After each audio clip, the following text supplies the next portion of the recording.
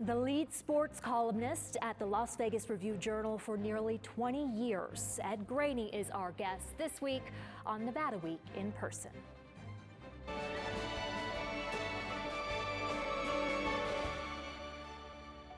Support for Nevada Week in Person is provided by Senator William H. Hernstat. Welcome to Nevada Week in Person. I'm Amber Renee Dixon, a Southern California native. He delivered newspapers in Laguna Beach as a child. He'd go on to get a degree in English literature at San Diego State and later work at the San Diego Union-Tribune. Super Bowls, Final Fours, even the Olympics. He's covered numerous high-level sporting events, all while witnessing and reporting on the explosion of Major League pro sports in Las Vegas. Ed Graney, lead sports columnist at the Las Vegas Review-Journal since 2006. Welcome to Nevada Week in Person. Yes, they give these anniversary congratulations at the Review-Journal each month, and I saw that number and I said, wow, it's a big number. And then how long have you been on ESPN radio? That's been several years as well. That's been 10 years, I think. And you can be heard on ESPN 1100, Monday through Friday on the Press Box, 7 to 10 a.m. Okay, let's go back to being a sports columnist. What led you to pursue this career? Well, you and I have talked in the past, and I said that at some point I decided I was not going to be Magic Johnson. So when you make that determination in your life and you want to stay around sports and you love to read and you love to write, you kind of come to the conclusion that maybe this would be a good profession to have. I grew up reading the LA Times, all their columnists, all their writers. I loved every day. I kind of was voraciously going through the sports page in a newspaper. And I thought, hey, you know, when the time comes, that would kind of be cool. So first thing I ever covered was my sister's adult softball league. For the local paper in Laguna Beach, California. Shout out to them. And then it just took off from there. And high school, newspaper, college newspaper, sports editor was fortunate to get the job in San Diego at the Union-Tribune. And when I was still in college, and then was hired there when I graduated full time, and then it just took off. Why English literature instead of a journalism degree? Perfect. Yeah, great question. When I started the Union-Tribune in San Diego, I had started San Diego State, and I was doing my general ed, and I actually asked the sports editor, should I major in journalism? And he said, well, what do you really want to major in? I said, English. And he said, well, do that because all the experience you're going to need journalism is going to be at the newspaper. So worked there 30 hours a week while going to college and got all the experience I needed in a daily deadline situation and how a newspaper was put out and how things ran on a nightly basis, and get those high school scores in on time, get your roundups in on time. And so I had all that experience. So I was able to major in English, which I really wanted to do in the first place. So then you start out as a sports writer before becoming a sports columnist. Right. That's the traditional path, right? It's a progression. You start covering high schools. You start learning what it's like to file from a payphone at a 7-Eleven at 10:30 at night on the old couplers when you have to push in the F8 and F9 and hope the story gets there. And then it's just a progression of you start out there, then you go to cover some colleges, and that's kind of a cool thing. And then a professional beat. I did a lot of takeouts. I did a long form feature writing before becoming the columnist. I wanted to become a columnist, and I was given a great opportunity there. I was the third columnist there. We had two veterans kind of in front of me, and I learned a lot from them, and I was really fortunate. Why Las Vegas? What brought you here? I wanted to be a lead sports columnist. Like I said, there were a couple guys in San Diego who probably weren't going to leave for a while. They didn't. And I thought it was a good opportunity to come here and be able to write a sports column on a consistent basis instead of being kind of the third guy and just kind of doing it every once in a while. So that kind of pushed the envelope to bring the family here. Our kids were really young at the time, so they really hadn't started school. So that was a good idea also, that we weren't taking them from, school that they loved and friends that they loved. They were still really young. So that's kind of what brought us to Las Vegas. The difference between a sports writer and a columnist is that you get to interject your opinion. Do you remember when you got the go-ahead to start doing that? Was that a big deal? I think it was a big deal, and I think it's a learned skill. I think people say, people love it or hate it. As columnists, you want it 50-50. You don't want apathy. So, I have the emails to prove it on the one side. And I have the other emails as well. But yeah, I think it's a learned skill over time. And, everyone's human. So, even when you give your opinion and people don't like it, you're human. You kind of rethink it and say, do they make a good, points and stuff like that.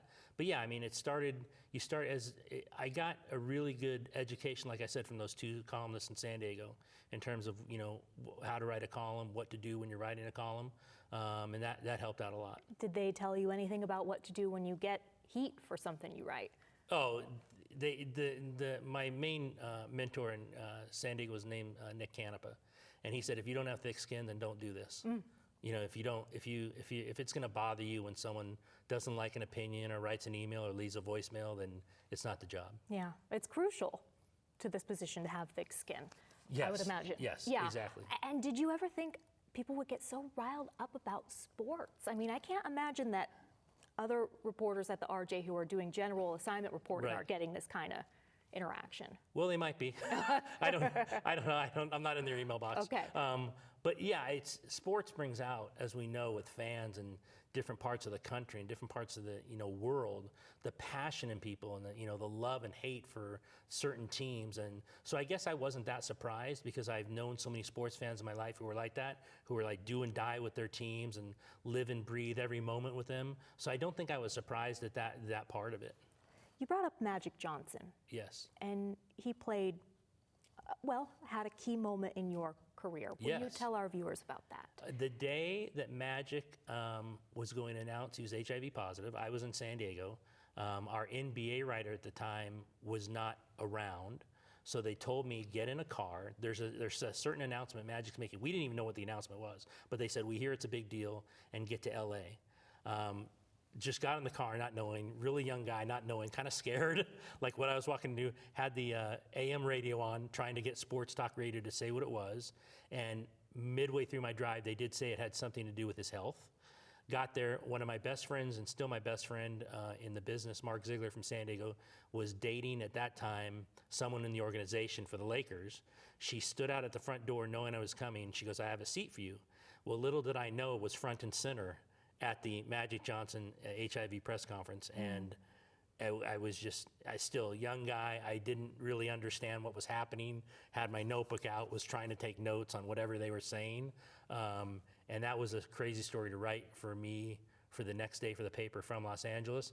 And I went home, and my roommate at the time, who's now an ESPN baseball reporter, Buster Olney, we were both living in San Diego at the time, roommates, and we were both huge Magic fans. Like, he was our favorite player of all time. And we sat there watching ESPN that night, like wondering, like, how long does he have? Because we didn't really know that much about it, other than it was really serious. So we were just taken aback and sad and all of that. And, thank goodness Magic's still with us. And but yeah, it was a crazy day being in the front row of that press conference. I still see pictures of that, and I just can't believe it. With your red hair standing out? I think I had a Hawaiian shirt on. Oh, because back in the day, because when I went to work that day, little did I know this was going to happen. So I think I had jeans and a Hawaiian shirt on, and they just said, get to LA. Did that influence you in any way or change you as a journalist? I don't know if it influenced me. I mean, it scared me that day. Because of the magnitude of the story? Because of the magnitude of the story. And like, I'm sitting down in the Lakers press area afterwards, really wondering what I was supposed to write. I mean, I was really young at that time, and that was the biggest story by far that I had ever written. And you're writing about a topic that, like we said, not many people knew a ton about at that point. So I don't know how I got through that. I don't even really remember what it said. They probably helped me a lot on the desk that night with the editing in terms of what was on the wires compared to what I filed. But yeah, it showed me, though, the magnitude of the story, what a magnitude of the story can have. What you could potentially be covering in the future. Right, exactly. Yeah, it's not just all scores and who made this many buckets. Exactly, it's many buckets, yeah. So you moved to Las Vegas. Could you foresee the sports town this would become? No. When we moved here, the biggest sport in town was UNLV basketball. And I think maybe one day it'll be big again. They haven't been in the NCAA tournament a long time, but they have a new coach in Josh Pastner, and I think he's going to do a really good job. But that was the sport. That was the sport you covered. That's the sport you traveled with. I remember that, going on road trips with UNLV basketball. Little did I ever know that it could become this. I sort of knew there'd be a league that would kind of be the guinea pig that would come in and kind of see if it worked. And everyone always said it was going to be hockey, that they were going to be the first ones to jump in the pool, and eventually it was hockey. Obviously we have the AAA team, now the Aviators, but in terms of major league professional sports, it was the hockey team. And, we obviously seen what's happened with the Golden Knights. So no, I never imagined, if you would have told me at that point there's going to be an NFL team here and a Major League Baseball team on its way along with the hockey, I would have never believed you. Another huge story, the 1 October shooting Yes. and the Golden Knights response. You Right. were at that game. Yes. Do you remember feeling pressure, or what did you think going into that? How do I cover this? Yeah, those are difficult too. Sometimes the story just writes itself, and that night it did with the ray of lights that they had, the countdown of all those who had passed. So it really set up, a scene setter. And columns can be opinions, they can be scene setters, they can be features, they can be a lot of different things. That night I just really felt I had to tell the story of what happened, how they honored the victims, how they honored everyone at the shooting. And there's no question in my mind, as big as the NFL is, and having the NFL here is great, and the A's are coming, and I think one day an NBA team, this town will never feel about a team like they do about the Golden Knights because of that time, because of these guys coming in here, and a lot of them had never been to Las Vegas. They had never been here. So for what they did, for what Bill Foley did, had them in hospitals, had them around visiting people that were struck by the tragedy, I thought was amazing. And I don't think any team will ever be felt by a fan base like the Golden Knights are. Do you ever take time or have the time to reflect on what you have witnessed and been able to cover? Now that the kids are out of the house, we have more time. Now that one's married, just got married, and then another one's living her life and doing a great job there in San Diego. But yeah, I mean, I have a collection of press passes, and you can look at those. I was looking at them the other day. We were doing some cleaning around the house, and I was looking the other day, and Super Bowls, Final Fours, NBA Finals, and it just reminds you of those things. Olympics, which I was really, really happy to be able to cover, the London and the Beijing Olympics. But it does remind you of all the.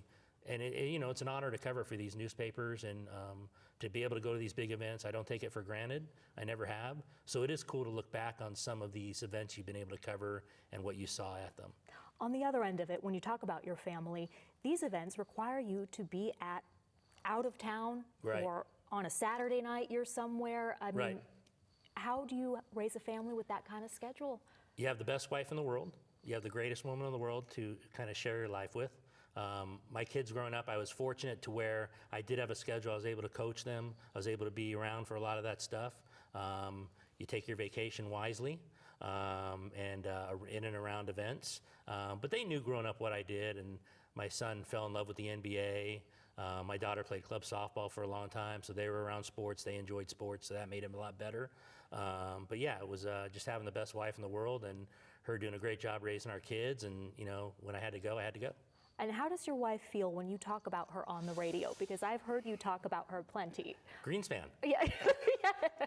A loving nickname. I mean, I remember Greenspan. during COVID, you described how paranoid she was when Oh, someone man. from Amazon would deliver a Oh, box. man. And I gosh, couldn't come in the house with without getting down to the shorts and the t-shirt. I mean, it was the shoes were off, everything was off in terms of in terms of COVID. I know that she likes Oh. Baja Blasts at Taco Bell. Yeah, And she why li- do I yeah. know this? What does she think about people knowing this? She just thinks it's silly. She thinks there's a lot more important things to talk about. It's a kidding loving the nickname of Greenspan because she handles the finances. I have no idea in terms of anything about that. If you asked me anything about that, I couldn't tell you down to the cent about what we have or what we don't have. But yeah, she's awesome, and COVID got me a few good columns out of it. She got me a few good columns out of it. Ed Graney, thank you so much for joining Nevada Week in Person. Thanks, Amber. I appreciate it.